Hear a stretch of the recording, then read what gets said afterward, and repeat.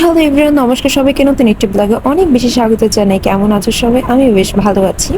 আজকে সন্ধ্যাবেলায় যাব একটু স্বর্ণার রূপার দোকানে, ঠিক করে সেইখানে যাব। আমার পায়ে একটা পিঁপড়া কামড় দিয়েছিল, খুব জ্বালা করছিল। তারপর মামাম তার পাপার সাথে একটু অফিসে গেল, আমি এখানে দাঁড়িয়ে ওয়েট করছিলাম তাদের জন্য। তারপরে আমরা একসাথে চলে গেলাম তিনজনই রূপোর দোকানে, নাকি সোনার রূপা ঠিক করে সেইখানে। এখন স্বর্ণের যে দাম, বানানোর তো কোনো প্রশ্নই ওঠে না, যতটুকু আছে ঠিকঠাক করা হবে এই আর কি।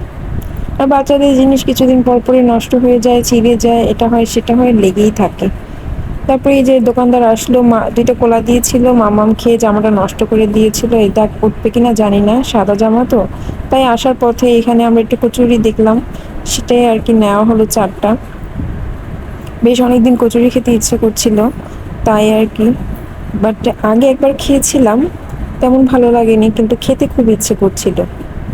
তারপরে খেয়ে ওর বাবা আগে টেস্ট করলো, তারপর আমি খেলাম, বেশ ভালো লাগলো, বাট দামটা একটু বেশি।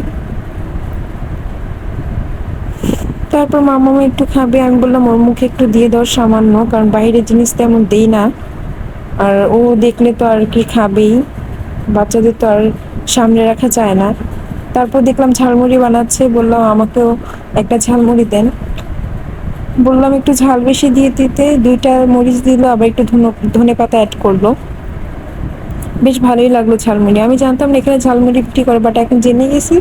এখন বাইরে বের হলে, আমাদের বাসার কাছেই, এখানে বাইরে বের হলেই খাবো। তারপর ঝালমুড়ি নিয়ে আমরা বাড়ি ফিরবো। ঝালমুড়িটা কিন্তু বেশ ভালো হয়েছিল। তারপরে আসার পথে আমি এখানে তিনটা, একটা দোকান ছিল, তিনটা সিঙ্গারা নিয়েছিলাম।